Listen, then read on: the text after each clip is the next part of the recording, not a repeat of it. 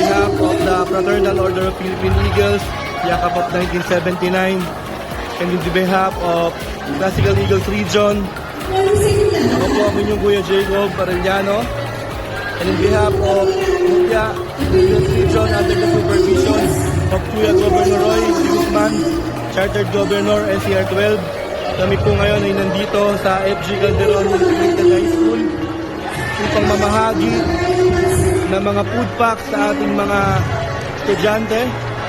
So ayan po, kung makikita nyo talagang napakarami po nila. Talaga naman po nakakataba ng pusong tignan na ang mga batang ito ay nakikita namin. Masaya po sila, mga nakangiti.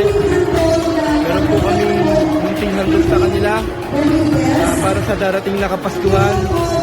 Ito po, 500 pieces na band. Galing po ng Gardenia. Meron din po kami iniready sa kanilang 500 pieces na patis lanton. Ayan po, bagong luto po, nasa food packs na rin po siya. And meron din po kaming dalang 500 pieces na loot bags para po sa mga elementary student na ating pagkakalooban sa mga sandaling ito.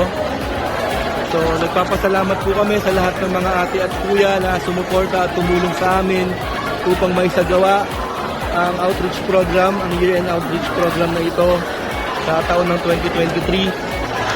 Ayan po sila, ang mga kuya natin sa Finest Mutya Eagles Club.